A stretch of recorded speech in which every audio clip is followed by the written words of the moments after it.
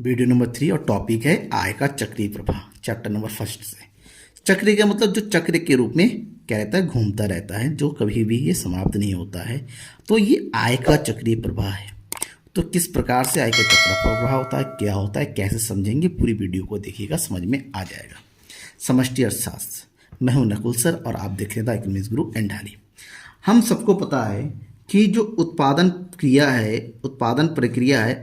प्रक्रिया को पूरा करने के लिए किसकी आवश्यकता पड़ती है, साधनों की आवश्यकता पड़ती है। साधन जैसे भूमि, जैसे पूंजी, जैसे श्रम, जैसे उद्यमी। इन चारों साधनों की आवश्यकता होती है किसके लिए, उत्पादन के लिए। अब उत्पादन होने के बाद भूमि के बदले क्या दिया जाता है, साधनों का प्रतिफल, यानी कि साधन भुगतान किया जाता है। ठीक है ना।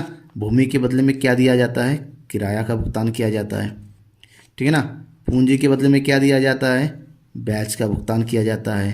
श्रम के बदले में क्या दिया जाता है, श्रम के बदले में वेतन दिया जाता है या मजदूरी दिया। और उद्यमी को क्या मिलता है, उद्यमी को मिलता है लाभ। अब बात है तो उत्पादन प्रक्रिया के अगर पक्षों की बात करें तो दो पक्ष होता है, एक होता है परिवार और दूसरा होता है फर्म।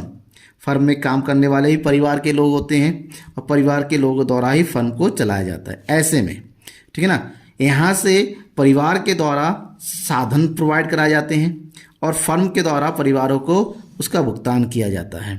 ठीक है ना। ऐसे में क्या होता है, उत्पादन प्रक्रिया में उत्पादन कंप्लीट होता है। अब उत्पादन होने के बाद उस उत्पादन के से जो है क्या प्राप्त होता है, आय को फर्म को आय तब प्राप्त होता है जब परिवार क्या करते हैं, व्यय करते हैं। और परिवार के द्वारा व्यय किया जाएगा तब जाके फर्म का उत्पादन बढ़ेगा। ठीक है ना। ऐसी स्थिति में जब हम उत्पादन, आय और व्यय की बात करें, उत्पादन के बाद आय बढ़ने की तभी होता है जब परिवार लोग व्यय करेंगे, परिवार लोग उत्पाद वस्तु व्यय करेंगे तभी उत्पादन बढ़ेगा। तो किसी भी अर्थव्यवस्था में उत्पादन, आय और व्यय का ये चक्र चलता रहता है, वो एक दूसरे पर डिपेंड होता रहता है। इसी को हम क्या कहते हैं, आय का चक्रीय प्रवाह कहते हैं। क्यों? क्योंकि जब ध्यान में रखिएगा, जो उत्पादक होता है, उत्पादक वस्तुओं और सेवाओं का क्या करेगा, उत्पादन करेगा और वस्तु का उत्पादन करेगा, इसको क्या करेगा, उसको बेचेगा। ठीक है ना। उसको क्या करेगा, बेचता है और बेचने के बाद उसको खरीदता कौन है, परिवार खरीदेगा। ठीक है ना। तो परिवार के द्वारा इसको कितने मिलती है, साधन, इनको जो है क्या मिलता है, मुद्रा की प्राप्ति होती है। जब इनको मुद्रा की प्राप्ति होगा, जिस मुद्रा को दोबारा वस्तु और सेवाओं के उत्पादन में लगा देगा। ऐसे में उत्पादक को जो भी आय की प्राप्ति होती है वो तुरंत उसको क्या कर देता है, व्यय कर देता है और व्यय करने से वस्तु का उत्पादन होने लगता है। ऐसे में ये चक्र चलता रहता है, ये कभी भी नहीं थमता है। इसी कारण से इसको आय का चक्रीय प्रवाह कहा जाता है। ठीक है ना। इसी कारण से इसका आय का चक्रीय प्रवाह, इसको हम यूं कह सकते हैं, आय का चक्रीय प्रवाह का अगर हम कहें कि इसका सही अर्थ क्या है तो हम कह सकते हैं आय के चक्रीय प्रवाह से अभिप्राय अर्थव्यवस्था के विभिन्न क्षेत्रों में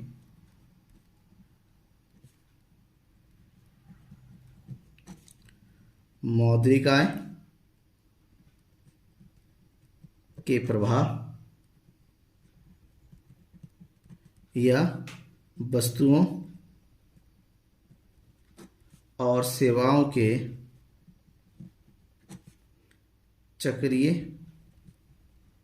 रूप में प्रवाह से है। ठीक है ना। यानी कि यहाँ पर मौद्रिक आय का प्रभाव होता है या वस्तु और सेवाओं का प्रभाव होता है, इससे हम आय का चक्रीय प्रवाह होता है। अब अगर आय के चक्रीय प्रवाह को और समझना है तो उसको प्रकार को भी समझना होगा। आय के चक्रीय आय के प्रभाव, चक्रीय आय के प्रवाह जो प्रकार होते हैं वो दो प्रकार के होते हैं। एक होता है वास्तविक प्रवाह और एक होता है मौद्रिक प्रवाह, यानी कि real flow and money flow. वास्तविक प्रवाह के अंतर्गत वस्तुओं और सेवाओं का प्रवाह होता है और मौद्रिक प्रवाह के अंतर्गत आय यानी कि मुद्रा का प्रवाह होता है। दोनों को थोड़ा डिटेल से पढ़ते हैं। वास्तविक प्रवाह जब परिवारों से फर्मों को साधन सेवाएं प्राप्त होती हैं, जैसे भूमि, श्रम, पूंजी आदि, और फर्मों से परिवारों को वस्तु और सेवाओं का जो प्रभाव होता है उसे वास्तविक प्रभाव कहते हैं। यानी कि परिवारों ने फर्म को क्या दिया? परिवारों ने फर्म को दिया भूमि, श्रम, पूंजी और उद्यमी। बदले में फर्म उत्पादक ने इन सब का यूज किया, यूज करते हुए इनको क्या दिया? वस्तुएं और सेवाएं। ठीक है ना, परिवारों के लिए जरूरी है इन सब चीजों के उपभोग के लिए। ठीक है, उपभोग वस्तुओं का निर्माण कर लिया। तो ये है वास्तविक प्रवाह, जहां पर वस्तु और सेवाओं का आदान प्रदान होता है। दूसरा है मौद्रिक प्रवाह। फर्मों से परिवारों को साधन सेवाओं के बदले में मौद्रिक भुगतान किया जाता है, और परिवारों से फर्मों को वस्तु और सेवाओं के बदले में मौद्रिक भुगतान किया जाता है।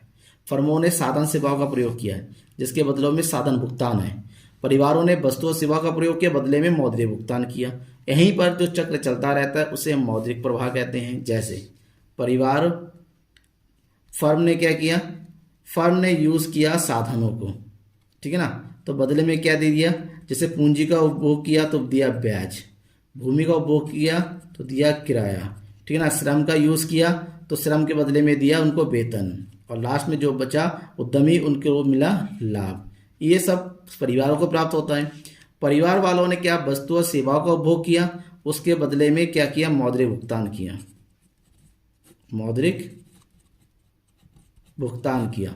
तो यहाँ पर क्या हुआ? मौद्रिक मुद्रा, यहाँ से मुद्रा यहाँ से मुद्रा यहाँ गया। तो ये जब मुद्रा का लेन देन होता है तो ये होता है मौद्रिक प्रवाह। ठीक है ना, तो ये बेसिक से कॉन्सेप्ट था आय के चक्रीय प्रवाह के। उम्मीद करता हूँ आपको पसंद आया होगा, समझ में आया होगा। कोई डाउट रहा तो कमेंट बॉक्स में कमेंट जरूर कीजिएगा। Thank you.